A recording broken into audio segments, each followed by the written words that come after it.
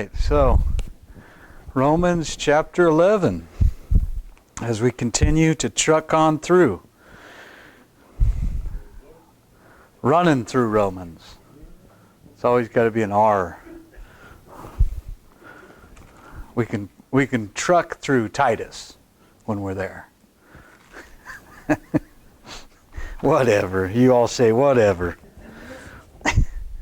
So, chapter 9 was really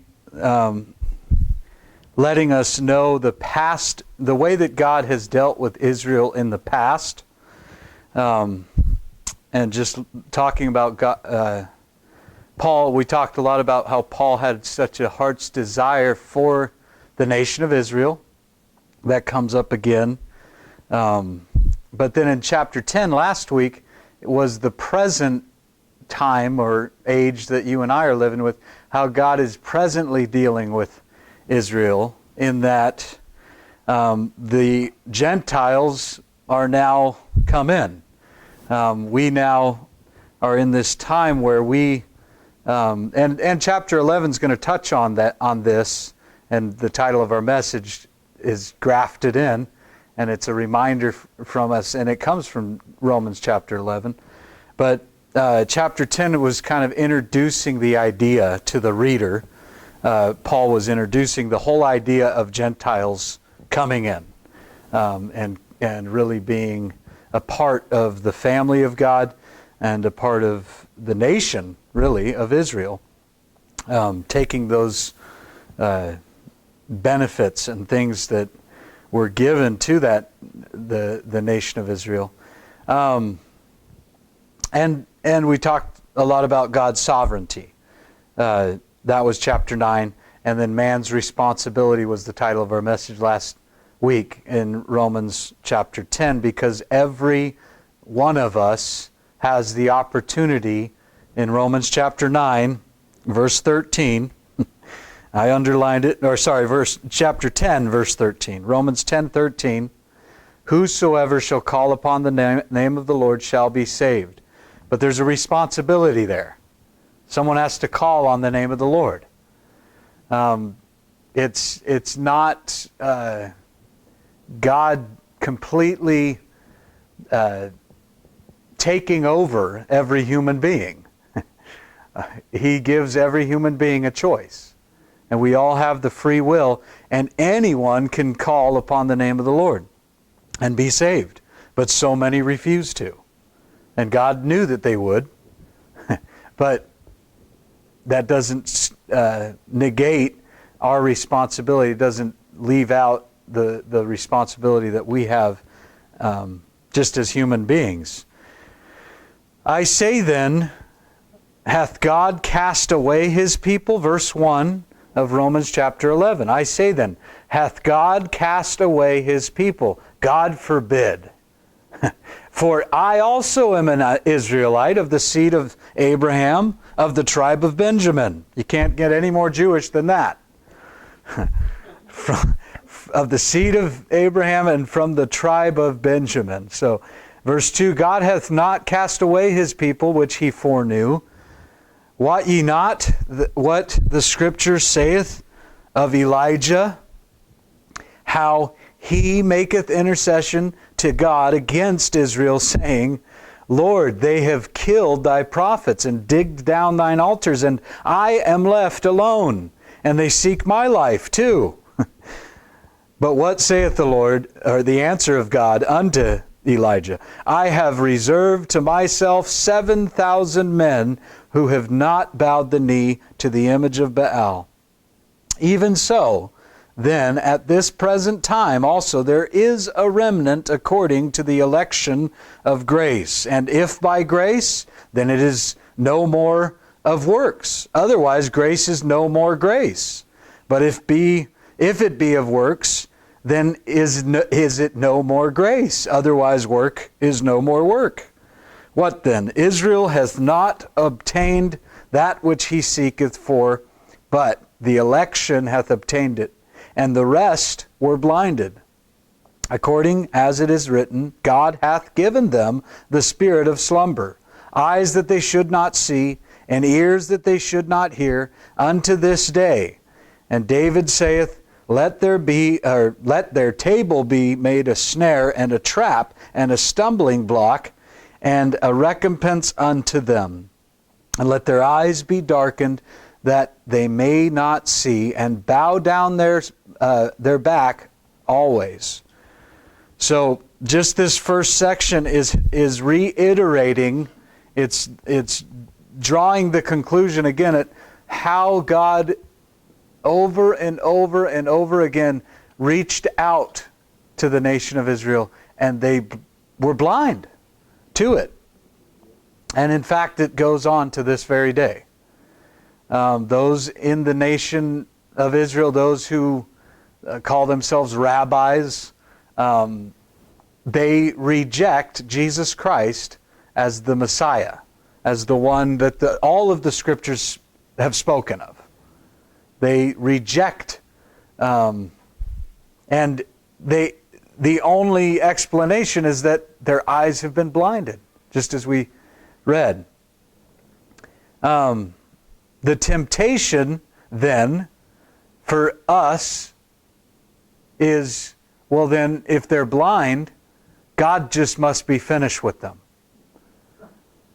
You know, if they haven't opened their eyes in 6,000 years, Lord, I don't think anything can do it, so you must be finished with them. And so we have to be the ones to replace all of the promises. And it's called replacement theology. Watch out for this dangerous heresy teaching, false teaching that's out there that says that God is finished with the nation of Israel, and that we, the church, this is the false teaching I'm saying, that we as the church of Jesus Christ have come in and replaced the nation of Israel. God forbid, Paul would say, if you even think like that, if you are even going there. And the question comes up, why then? Why are they teaching that? And one of the logical explanation is they have to coincide, they have to come up with this to coincide with their post-tribulational view of the book of Revelation. The book of the Revelation of Jesus Christ. It is not a hard book to understand. You truly have the church in the first 3 chapters. And by the time you get to chapter 4 all the way through to 19, the church is gone.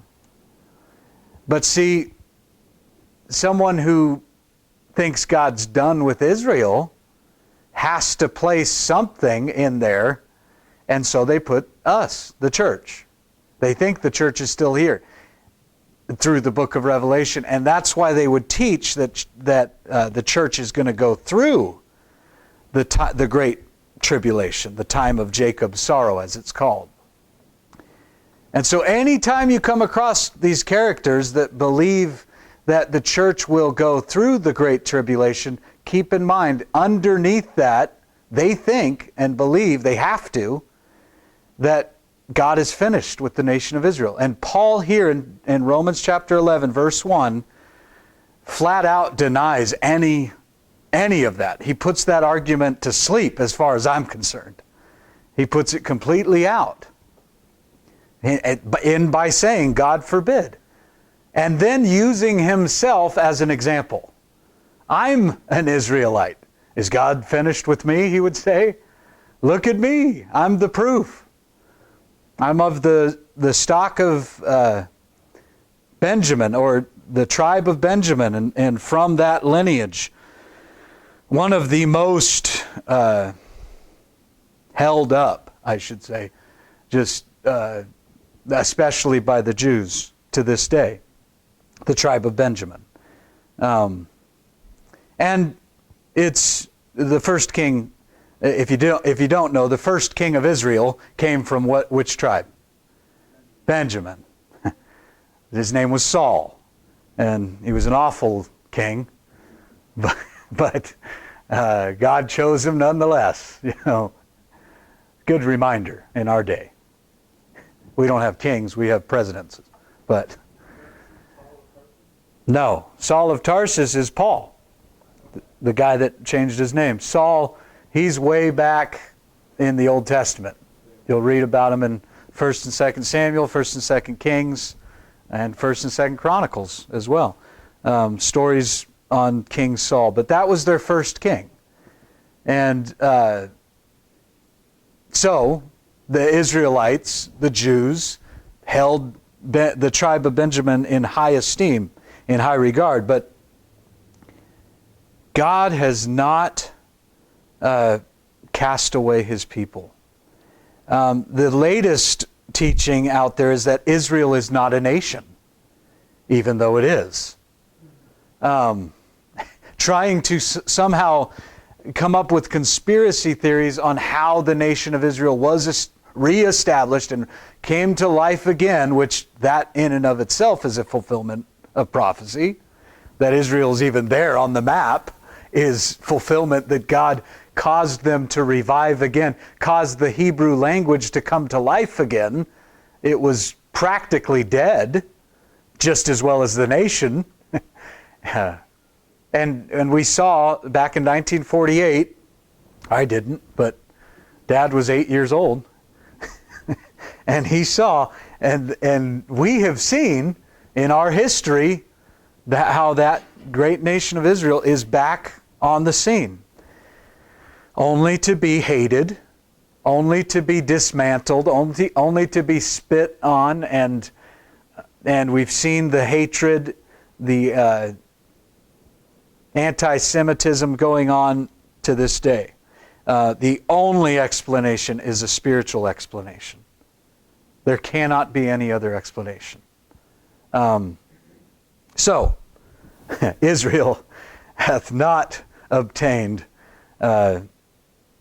that what they were seeking of, speaking of their history. I started out talking about how Romans chapter 9 is the past, God dealing with Israel in the past. Romans chapter 10 is God's present dealing with them. Romans 11 we're going to get into the future. So you have Romans chapter 9, past. Romans chapter 10, present. Romans chapter 11, tonight, the future. God will have a purpose for the nation of Israel. Even though, churches are even saying, no, there's no plan, just put it to rest.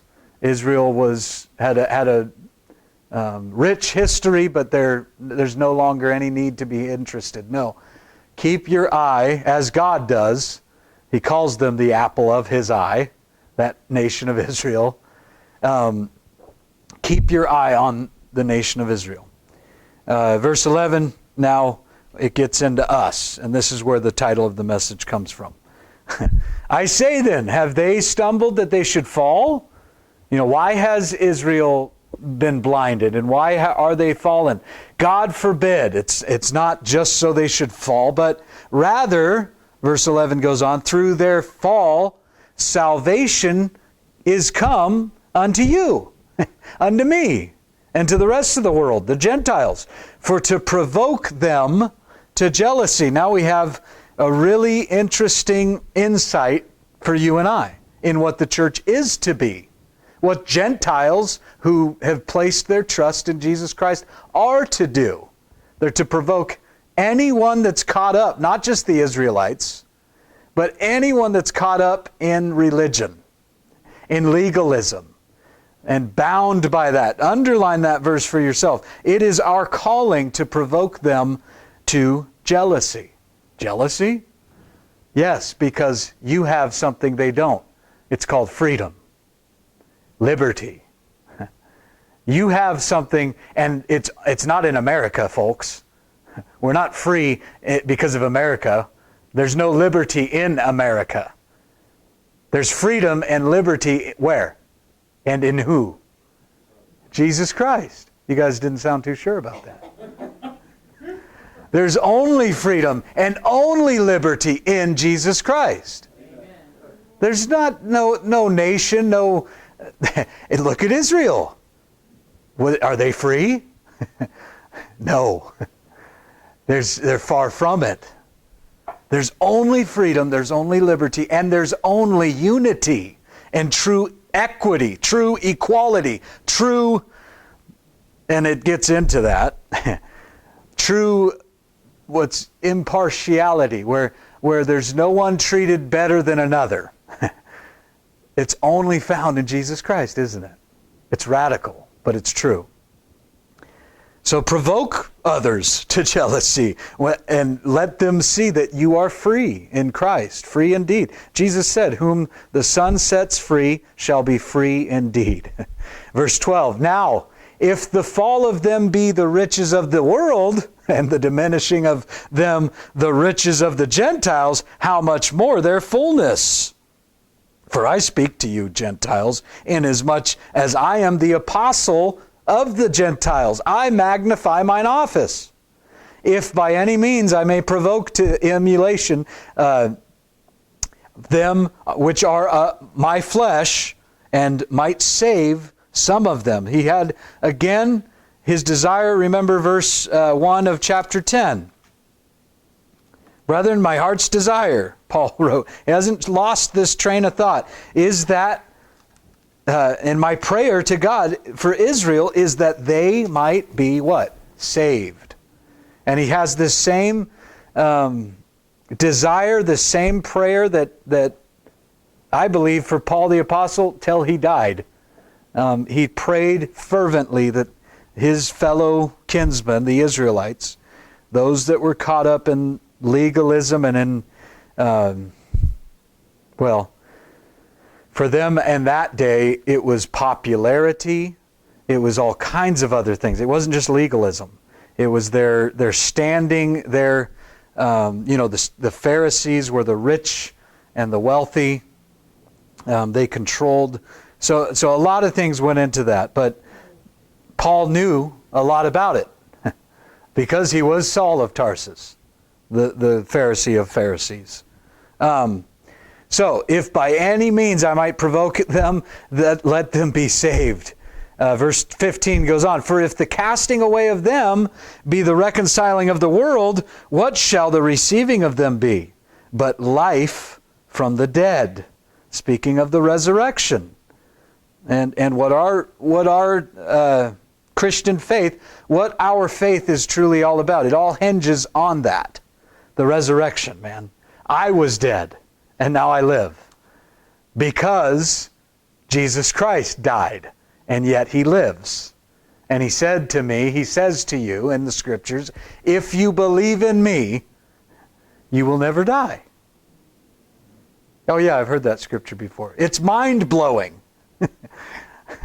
Dwell on it, meditate on it, and think about what he's saying. Even Paul, for if casting away of them be the reconciling of the world, that is the Jews being blinded and turning their back and rejecting Jesus Christ as the Messiah. The Jews doing that caused the world, the Gentiles, to be able to come. That's incredible. And then he follows that up. What shall the receiving of them be? But life from the dead. So there will be a receiving of them. Many are dwelling, and many have dwelt for too long on the casting away of Israel. And God has not cast them away permanently. There has been this rejection that they are the ones who rejected God. But God will receive them again, and that will be life from the dead. So verse 16 goes on, for if the first fruits be holy, that's referring to Abraham, Isaac, and Jacob, the forefathers. If they be holy, the lump is also holy. Guess who the lump is? You, me. And if the root be holy, so are you. The branches. Who's the root? Israel. Who's the branch? You. And we're getting into the grafted in now. And if some of the branches be broken off, verse 17, and you being a wild olive tree, you are grafted in among them, and with them partakest of the root, and fatness of the olive tree. Boast not against the branches, but if thou boast, thou bearest not the root, but the root bears you. You know, and Christians, sadly, churches that are teaching that God is finished with Israel are thinking that they are bearing Israel. Instead of remembering, no, they are the ones who are bearing us. In other words, they support the branch. The branch does not support the root. The root is the thing that supports the branch. And so, thou wilt say, verse 19, thou wilt say then, the branches were broken off, that I might be grafted in. And well, because of unbelief, they were broken off. And thou standest by faith. The only reason you stand is by faith. Be not high-minded, but fear. Amen to that. You could underline that a couple times, right? For if God spared not the natural branches, take heed, lest he also spare not thee. Behold, therefore, the goodness and severity of God on them which fell, severity. But toward thee, you and me, goodness. If thou continue, there's a big if to circle there. If you continue in his goodness, otherwise you will be cut off. Hold on. I thought once I prayed the sinner's prayer and did my ritual and said, got baptized, got dunked, got sprinkled, I'm safe. No. Romans chapter 9, verse 22. Continue. If you continue in his goodness, otherwise you will be cut off.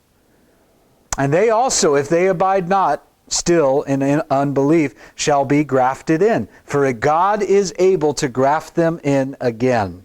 God can do what he wants. There's so many things that I don't understand about God, and yet he understands everything about me. And it's sad when you have theologians, you have teachers of the Bible, quote unquote teachers of the Bible, that attempt to know the mind of God. And Paul is going to get to that, especially at the end here, if we make it, Lord willing. No rush, right?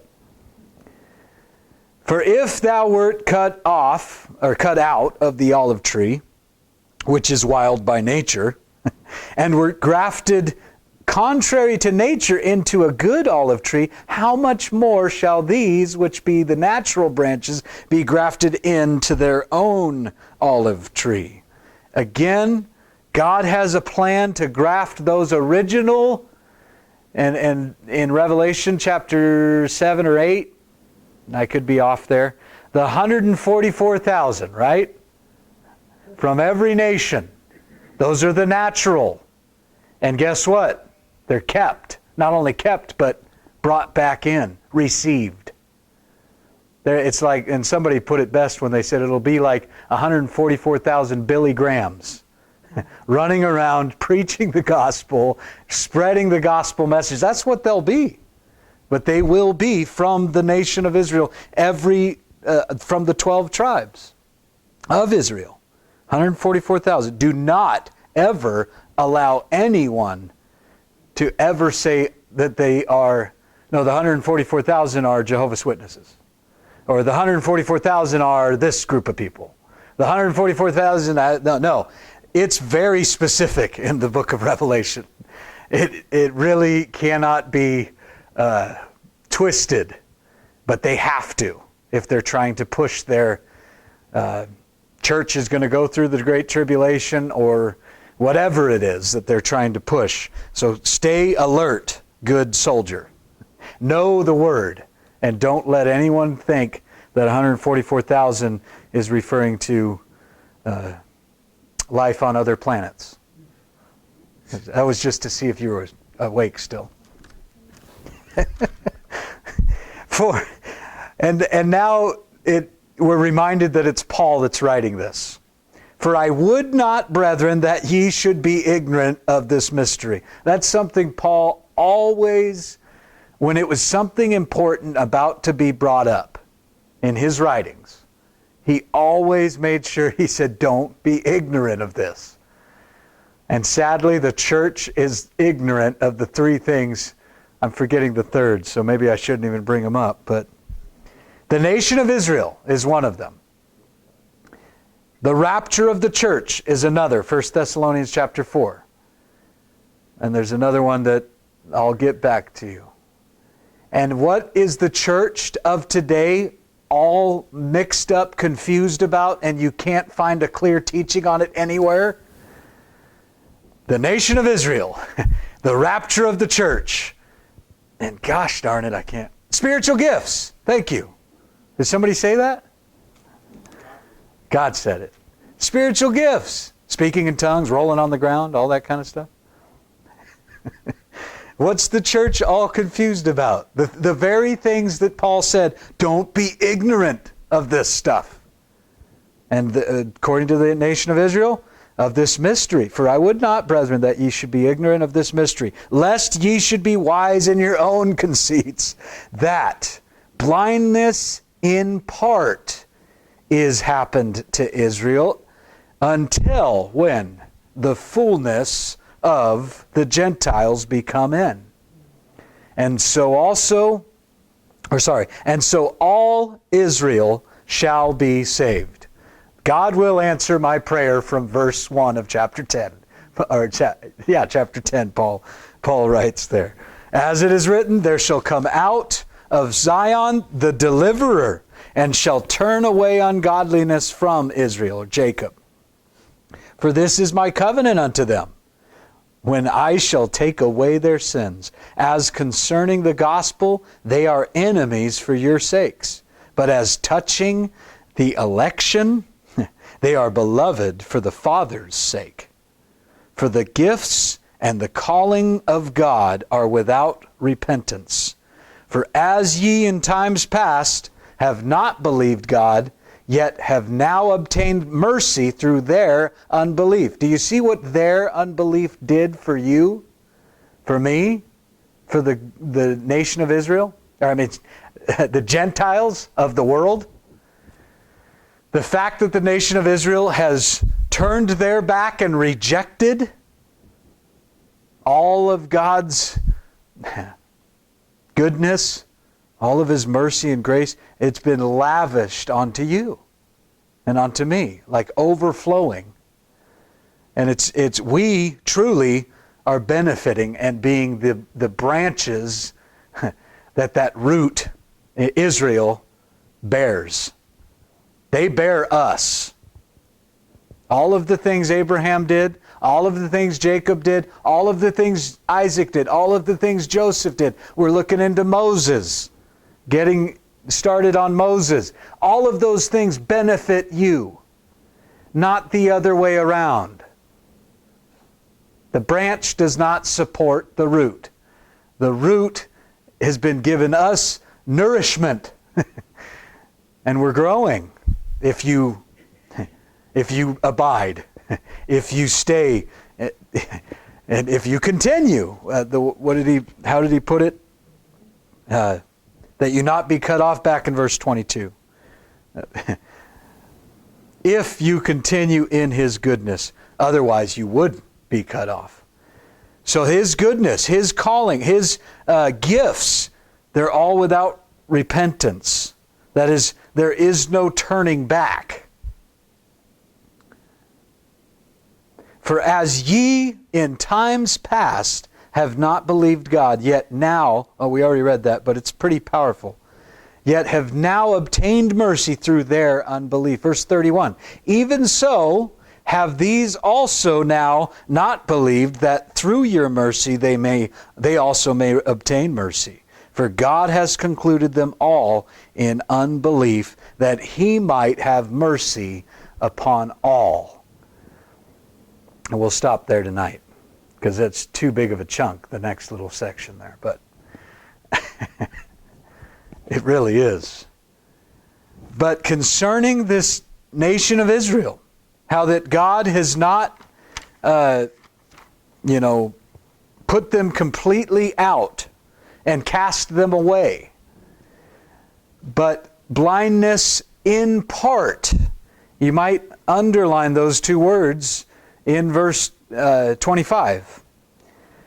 Because that's a great mystery, and that's something you should not be ignorant of, according to Paul. That blindness in part has happened. Not that they have permanently been blind, and God's done, there's no opening up. In case you thought Paul was just losing his marbles, he's actually reiterating and repeating what his master said when he speaks of this fullness of the Gentiles. And also another important word there, I'll just read that verse again. Romans 11, verse 25. 25. For I would not, brethren, that ye should be ignorant of this mystery, lest ye should be wise in your own conceits, that blindness in part is happened to Israel until the fullness of the Gentiles be come in. Now, listen to what Jesus Christ, his Master, his Lord, said in Luke chapter 21, verse 24. Speaking of the future desolation of the abomination of desolation that will come in the end times.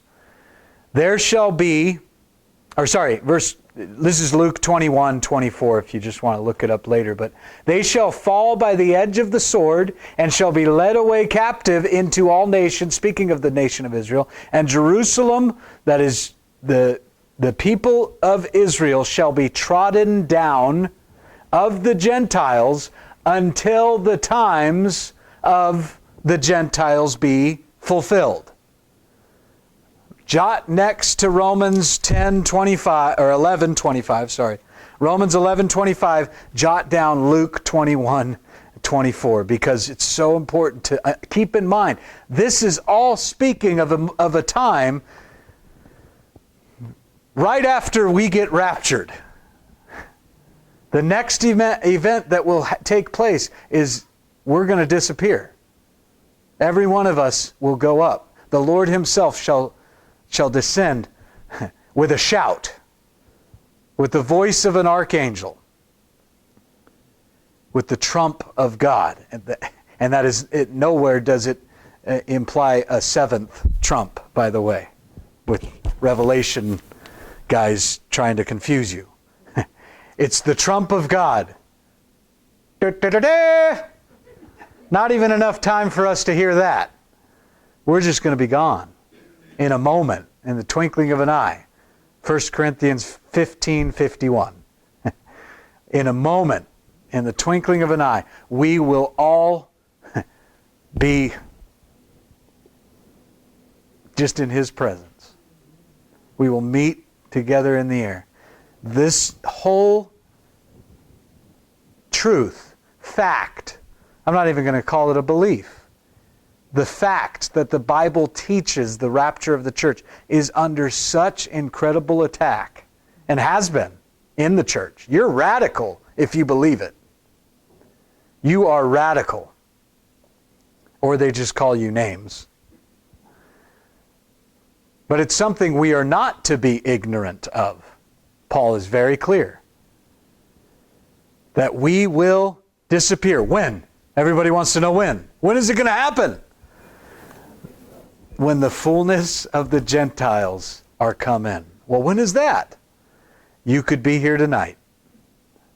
And Chuck Smith, Pastor Chuck, used to get excited. It's one reason why you and I, every time there's an altar call, every time you maybe are witnessing to someone and they decide to actually pray with you and accept the Lord, we should really be excited on the edge of our seat, thinking that could be the next one. Truly, we're all waiting for that. And it's this fullness of the Gentiles. That's what's being spoken of. And that's when what? The book of Revelation, Israel comes back center stage in God's eyes. He's concerned with them. He has a plan for them. He's not finished with them. Because we're living in the time of the Gentiles. We're living in this time where anyone can come. As we looked last week in chapter 10, anyone can call upon the name of the Lord. Doesn't matter where you're from, what your background may be. Truly, anyone. And it's funny, earlier at the beginning of chapter 11, he brings up Elijah, and I meant to go into that. Elijah, you all know the story. He had a competition with the prophets of Baal, right? And it was a contest to see whose God was real. And the prophets of Baal were, dancing and trying to get their God's attention. And I love what Elijah said. Well, maybe he's going to the bathroom right now. He can't hear you. He really said that. And then he has them drench the altar, right? With water, thinking this will never happen. And sure enough, consuming fire. Imagine that. Our God is a consuming fire. And it licked up all the water around the altar. Well, after that incredible event, he takes them and slaughters many of the prophets by the edge of the sword. Elijah wasn't finished. And after that incredible victory, one woman says, I'm going to do to you, or she actually puts it a different way, let God do to me if I don't find you and kill you. Let God do to me what you did to all those prophets of Baal. And so he goes on the run, right? And Elijah's found hiding in a cave. God says, what are you doing here? And of course Elijah says, they're all digged down. They're all, everyone around has left you. I'm the only one left, God. Ever been there? No one else cares. Nobody knows. And it's like we could be that same way that Elijah was, and God says, we just read in Romans 11 near the beginning, that I have 7,000 people who have not bowed the knee to Baal. How dare you think that all there is you moping around? I have a remnant, and that's the way of God. That's the way that God has always been. I always have this little bitty fellowship in Sonoma County, Santa Rosa, that meet on a Thursday night. You're the remnant. You're here tonight. You're among the remnant. And God has this remnant even in the nation of Israel to this day. A remnant that do believe, that have placed their trust and hope and faith, everything, in Jesus Christ. God has a remnant. And He's not finished, right? He's not finished with that nation. Somebody said, what should our reaction be to this incredible inheritance that we're grafted in? Should pride be our response? Nah, nah, nah, nah, nah, nah. Israelites don't come in. We get all that. No. God forbid, Paul would say. Rather, pray. Pray that they would come and minister to those who are blind and lost in that. And keep your eye on them, especially now more than ever, because the fullness of the Gentiles is at hand. It's very soon. Soon, yes, very soon. We're going to see the King, right? Amen. And it's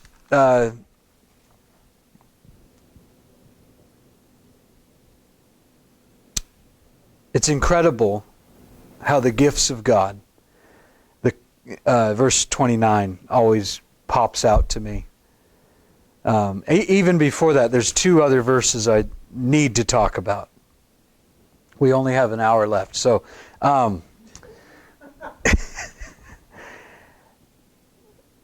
one of them I really have always taken hold of. Verse 22. Romans 11:22. Behold, therefore, the goodness and severity of God. There's not enough t-shirts that contain the severity of God. Coffee mugs that have the severity of God on them. All you're going to see, all you're going to hear about is the goodness of God. Unless you do what we're doing right now, tonight. That is what? Go through the whole Bible. Go through the Word of God, verse by verse, chapter by chapter, and experience and look and see at the severity. People don't like teaching stuff like we're going to go through in Exodus, like we're going to get into Judges. Probably the most graphic of the Old Testament. It's severity. It's severe. And Paul here admonishes, he really is letting you and I know we need to consider and behold the severity as well as the goodness of God. Don't just take the fluffiness, the love of God, but realize the love of God, it actually demands severity. The very love of God demands severity. Just like if there was, a dog with rabies that came in here, if you really loved the kids, you would put that dog out or out of its misery. Why? Because it will do no one good, and in fact, it's only hurting and infecting others the longer it stays alive. So the caring thing to do is severe. It's severity. That's the best way I can describe that. We don't like it because it doesn't fit with our kind, polite culture, if you want to call it that. But truly, it's so important for you to get that verse and really behold the goodness and the severity and the goodness of God. Also, you don't want to just dwell on the severity like I do all the time. It's good to have that balance, right? It's good to have that balance. And then finally, that verse 29. I promise we're descending the plane. Coming. For the gifts and the calling of God are without repentance. They are irrevocable. They cannot be taken back. I'm not sure about that. Some might say. Really? Have you ever listened to John Lennon or some of these incredible artists that write incredible songs? I'm just picking him because I used to like to listen to him. Poets, incredible artists, musicians, talented. Where do you think that talent came from? Well, years and years of practice. God gives people gifts and callings. And even though they kick against it their whole life, I can't stand it that God still lets them have that gift. He's making millions. God, and you're the one that gave him the gift. You're the one that should be getting the glory. It's true. All glory belongs to him. And God gives someone this gift and this calling, and it's not up to us to say they have that calling or they have that gift. God's the one that's going to confirm it. God's the one that gives it. The giver is the one that gives it. We simply benefit from them, or if they're not called, if they're not gifted, we benefit the bummer about it, whatever you want to call it. But it's so important that we understand He gives gifts as He wills. That's going to come up later, especially in 1 Corinthians. It's God gives people's gifts as He will. It's not classes that you take to learn how to have this gift. You don't hear someone and just know that they're a prophet of God. They're an apostle. It's so important for us to understand He gives gifts. And when that person is gifted, they're gifted. There's no denying it. When they're called, they're called. There's no... Paul tried to kick against it. God's so good. He gives such incredible gifts. And it's all His mercy, His grace. You know, that's how we obtain it. It's by mercy. And not by works, so that none can boast. It's all a work of His doing. Just like we said before, religion says do, do, do, do. And you end up in do-do. But Jesus Christ, what the Bible teaches, truly is done. God has done it. The work is done. Oh, good. I don't have to work. Don't let anyone try and get you on that kick. Because read the book of James. It lets you know what kind of faith we're saved by. What this faith truly does, and what it does is work. Now, we're saved. Our salvation comes by grace, by mercy, through faith. The only way that it comes. But that faith that we have been saved by produces in us works. That's the best way I can put it. It does not add one merit, one bit to your salvation, that you are saved. The fact that you came to Bible study tonight adds nothing to the fact that you are saved. There is no such thing as more righteous. That's something in the eyes of God.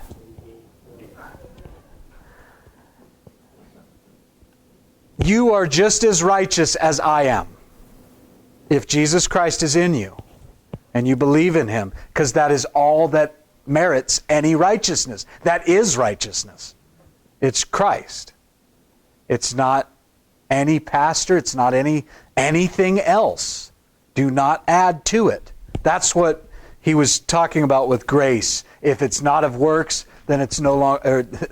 If it's not of grace, then it's of works, and if it's not of works, then it's not of grace anymore. Don't let that confuse you. And it can be confusing when you read through that, but understand that all it's clarifying is that every one of us have been saved by one, and His name's Jesus.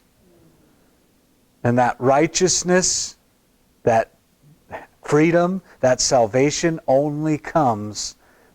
It's all the same for all of us. And so there is no such thing as more righteous or less righteous. We are just righteous. Because there's only one righteous. Amen? Amen. No man is good. Father, thank You for Your righteousness. Thank You for accepting us, for grafting us in. Lord, that the nation of Israel has been blinded in part. Because, Lord, we come and we see all that they did not see and would not see. And even to this day, many don't see. And, Lord, we understand it was all Your plan from the beginning, Lord. And we're just awaiting that final Gentile to come in so that we can just go to be where we've all belonged all this time, Lord, in Your presence. At home with You, Lord. Help us to have a heart for the lost like Paul had. Lord, to pray that all Israel would be saved. Lord, that truly we would keep our eyes on you and no one and nothing else. Lord, that truly we would just look to you. You are the author and finisher of our faith, and we just praise you and we continue to worship you even through these next couple of songs, Lord. Thank you, Jesus. Amen.